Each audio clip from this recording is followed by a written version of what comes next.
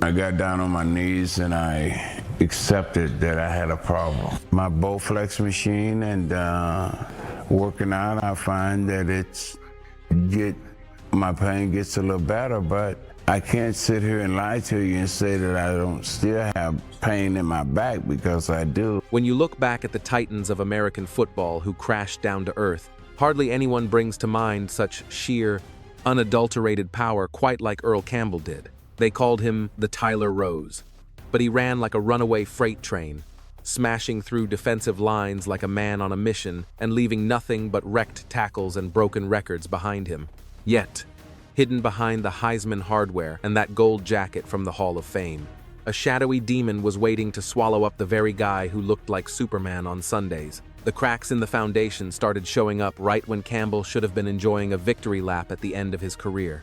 It was 1983, and after spending years practically dragging the Houston Oilers franchise toward relevance all by himself, Earl found himself in the middle of a massive firestorm when he actually demanded a ticket out of town after the coaches yanked him off the field during a matchup against the Cincinnati Bengals, fed up with the team circling the drain and taking the heat personally.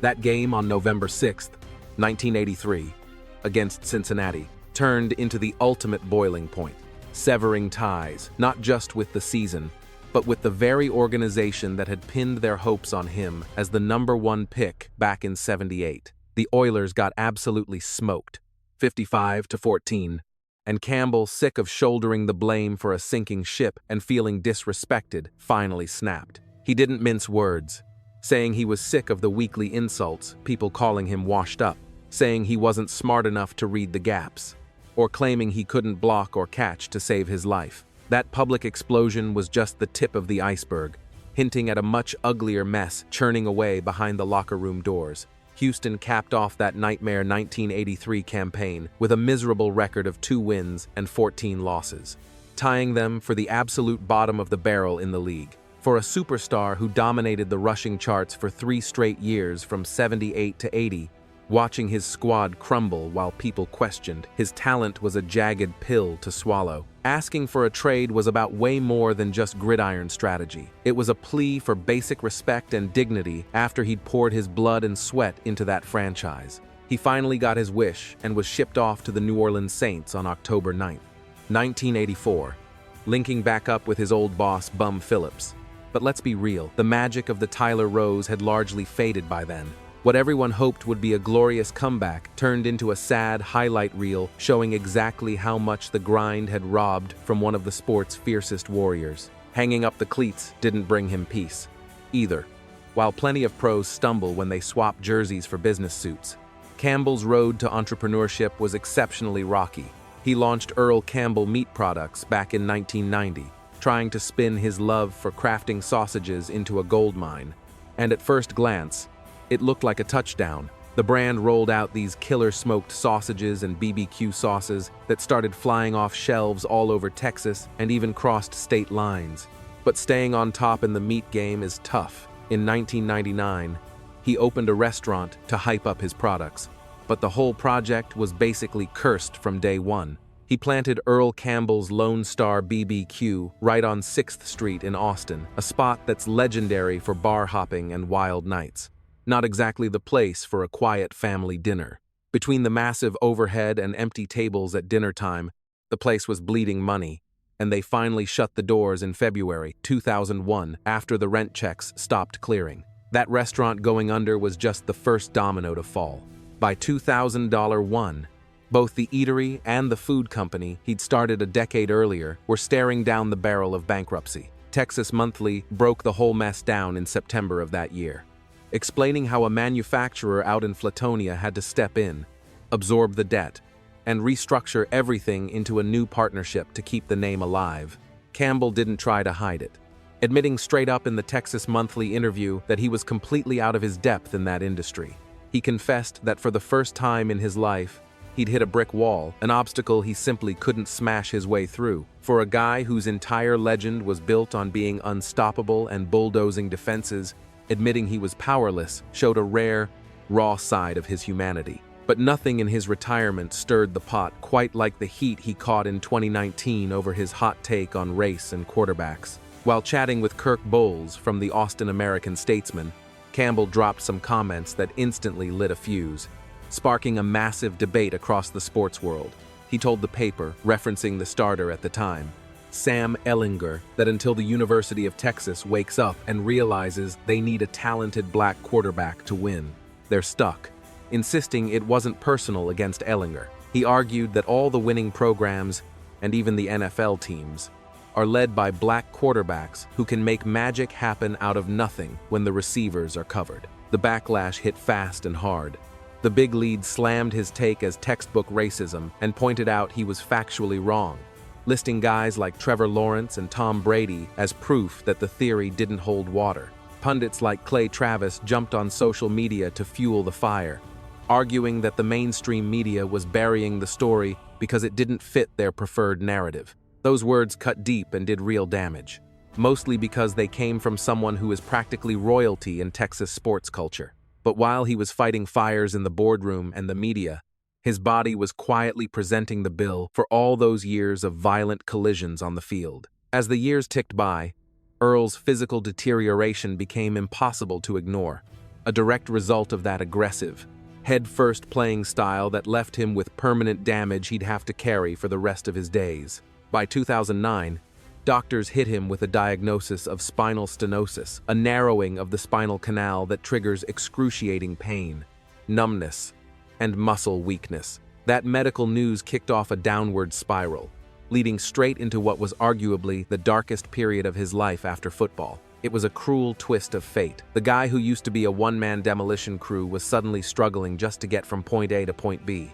Now, you'll often see him relying on a cane, a walker, or a wheelchair, a heartbreaking contrast to the powerhouse who used to give NFL defenses nightmares. The deterioration of his body wasn't merely a result of snapped bones or torn ligaments. It was the compounding debt of thousands of brutal collisions, each impact exacting a toll that wouldn't come due until decades down the road. Yet, those agonizing physical torments were merely the opening act for a far more catastrophic battle that lay ahead. He found himself locked in a harrowing war against chemical dependency, a struggle that threatened to strip away absolutely everything he cherished. The scene was set for a terrifying descent into the abyss, a journey that would challenge not only Campbell's legendary resilience, but his very will to keep drawing breath, addiction, and the crash into rock bottom. Watching an NFL icon transform from a superhero into a fractured soul battling his demons represents arguably the most gut-wrenching chapter in the entire Earl Campbell saga. The very physique that had bulldozed its way to gridiron immortality turned into a cage of unrelenting agony, dragging him down a dark path that nearly demolished the life he had built. It jeopardized his relationships with his family, tarnished his hard-won reputation, and ultimately chipped away at his spirit until he almost lost the will to exist. His dependency didn't spring from a vacuum. It was born from the desperate need to manage the searing torture of spinal stenosis, a condition undoubtedly aggravated by the ferocious physical toll of his professional career. Although the official diagnosis wouldn't arrive until 2009, the agony had been mounting in the background for years, like a gathering storm. It was a rising tide of torment, tracing its roots to every bone-jarring tackle, every smash-mouth collision with a linebacker, and every moment he lowered his helmet to power through a defensive line. Campbell endured a gauntlet of back operations, most notably a complex revision laminectomy and spinal fusion in July of 2008. Designed to repair the wreckage left by previous procedures. Just 4 weeks before the report, Dr. Stan Jones had to extract 8 screws and 2 rods because the hardware meant to stabilize his spine had shaken loose and was crushing his nerves, a bitter, cruel twist of fate. The superhuman durability that made him a legend, his refusal to go down, and his capacity to absorb violence had ironically sentenced him to a lifetime of unceasing suffering. To help him cope with this living nightmare, his physicians handed him scripts for high-octane narcotics, including potent doses of Vicodin and OxyContin. What began as a standard, medically necessary regimen would quickly mutate into a monster far more dangerous than any defensive lineman he ever faced. It didn't take long for Campbell's consumption of these painkillers to skyrocket well past the recommended dosage written on the bottle. He started washing down these powerful medications with alcohol, specifically Budweiser, concocting a toxic blend that accelerated his rapid slide into ruin. Insiders reported he was popping up to 10 OxyContin tablets a day, chasing each one with a beer, while also throwing hydrocodone into the mix. I honestly had no clue that the biggest drug dealers on the planet are the ones wearing white coats. Campbell would later reflect on that sentiment, a statement that underscored his profound innocence at the time. It highlighted his naivety regarding prescription drug dependency and his deep sense of betrayal by the medical establishment he had trusted to heal him. The trap snapped shut slowly and quietly.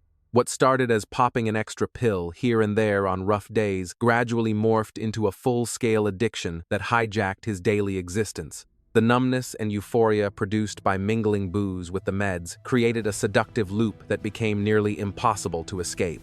The signs were unmistakable. Campbell began slurring his speech, isolating himself from loved ones, suffering memory lapses, and letting lucrative business deals slip through his fingers. I think I wouldn't want to say it was a 12-pack of Budweiser every day, but I'd say it was 4 or 5 beers every day. And whenever I felt like pain, I'd take 2 or 3 pain pills or something like that. What Campbell characterized as a handful of beers and a few pills was almost certainly a lowball figure compared to what he was actually ingesting during the darkest depths of his struggle. The pivotal moment arrived in November of 2009, when his sons, Tyler and Christian, stepped in with an intervention that quite literally pulled him back from the brink. These 2 young men sat their father down, looked him in the eye, and told him they were terrified for his life and were checking him into a rehab facility immediately. It was like, hey, Dad, look here, we got to talk to you. Christian said, Tyler said, Christian, you tell him. Christian said, no, Tyler, go ahead. Christian, go and tell him. I said, yeah, what y'all want? What you talking about? I mean, what's going on? Campbell's blindsided reaction exposed just how thoroughly detached he had become from the gravity of his reality. He assumed his boys were there to share happy news, like an engagement or a pregnancy announcement, standard family milestones. The truth was infinitely more somber. Christian finally gathered his courage and said, Dad, we have to talk to you about something serious. It's the drinking and taking those pills. You know it isn't right.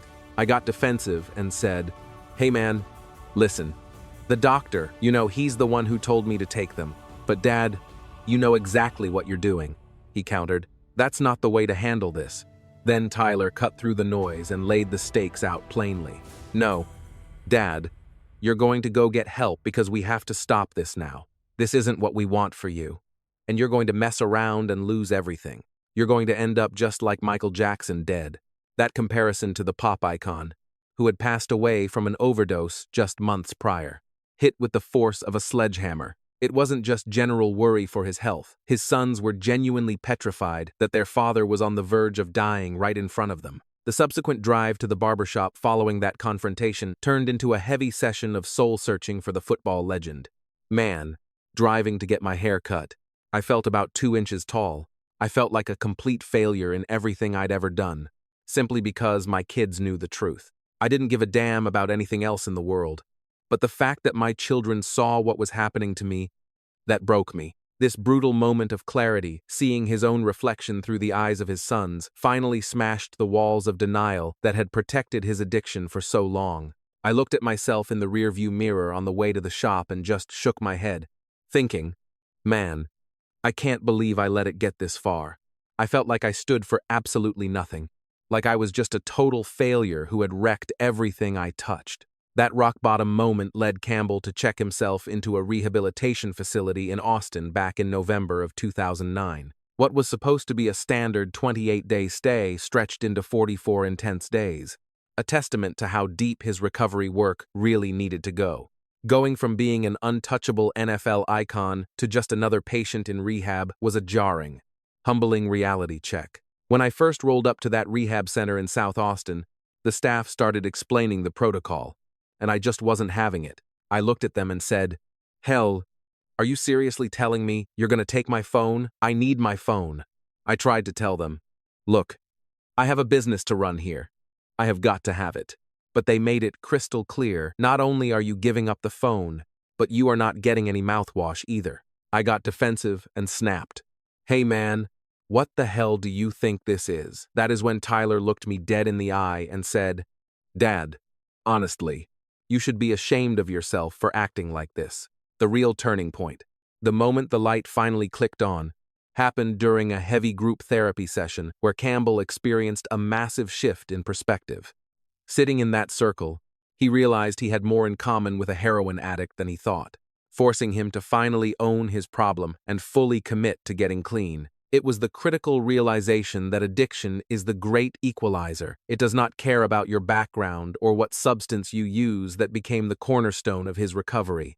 One evening, after attending these intimate breakout sessions with my small group of maybe 10 or 15 people, I was sitting there listening to everyone share and actually starting to participate myself. That was the exact moment it hit me. I have a serious problem. I went straight back to my room and prayed, asking God to please forgive me and to take this craving for Budweiser and hydrocodone away from my soul. By the time 2009 came to a close, Campbell had managed to break the chains of his addiction, though he knew staying sober would be a journey requiring lifelong vigilance. Since then, Campbell has transformed into a fierce advocate against substance abuse, taking the stage at major events like the 16th annual Rise Recovery Campaign breakfast in 2016 to raise money for kids fighting drug and alcohol battles. He had to completely overhaul his approach to managing the physical toll on his body, finding new ways to cope with pain without the pills. I have found that hopping on my Bowflex machine and getting a good workout in actually helps the pain subside a little bit better than anything else. But I am going to keep it real with you. I cannot sit here and lie by saying the back pain is gone, because the truth is, it is still very much there. These days, Campbell champions alternative methods for pain relief, pushing for things like the Bowflex, non-narcotic meds, deep meditation, and the power of prayer. He is honest about the fact that the pain never fully leaves, but he insists on handling it safely. By 2023, Campbell proudly celebrated 15 years of sobriety, hitting that huge milestone on October 11th, 2023, taking to Facebook. He shared a heartfelt message to encourage anyone else in the trenches, writing, "I know there are so many of you out there on this same road who are battling, or have battled, the demons of addiction. You have got to keep fighting, just taking it one single day at a time. Keep us moving forward. Lord, peace and love. Is racked. This journey, climbing out of the dark depths of addiction to reach 15 years of sobriety, stands as one of the most legendary comebacks in sports history, not played out on the turf, but in the game of life. Campbell's courage to strip away the armor and share his raw, vulnerable story turned what could have been a personal tragedy into a shining beacon of hope for others fighting the same war. His brutal war with addiction was devastating, sure, but it ultimately guided him toward a victory that means far more than any trophy. It is a win measured not in rushing yards or end zone dances, but in sober days, lives impacted, and the grit to keep pushing when the scoreboard looks bleak, rising like a phoenix from the ashes. After hitting the hard ground of rock bottom and clawing his way back, Campbell turned his struggle into a powerful force for good. He is living proof that sometimes our most magnificent victories do not happen at the peak of our careers, but in how we pick ourselves up after a crushing fall. While Campbell's early attempts at business ended in bankruptcy and disappointment, his relentless resilience in the corporate world perfectly mirrored his fight for recovery. Following his bankruptcy in 2001, a strategic partnership with a sausage manufacturer in Flatonia allowed Earl Campbell Meat Products Incorporated to restructure and get back in the game. What easily could have been the final, sad chapter of his business life turned into a fresh start. Now, in 2025, Earl Campbell Meat Products stands tall as a heavyweight brand in the sausage aisle, with his products stocked on shelves everywhere and a rock-solid reputation for flavor. The company's flagship item, Earl Campbell's Hot Links, has become legendary. These sausages are crafted to be gluten-free, contain absolutely no MSG, and feature a savory, robust blend of chicken, pork, and beef.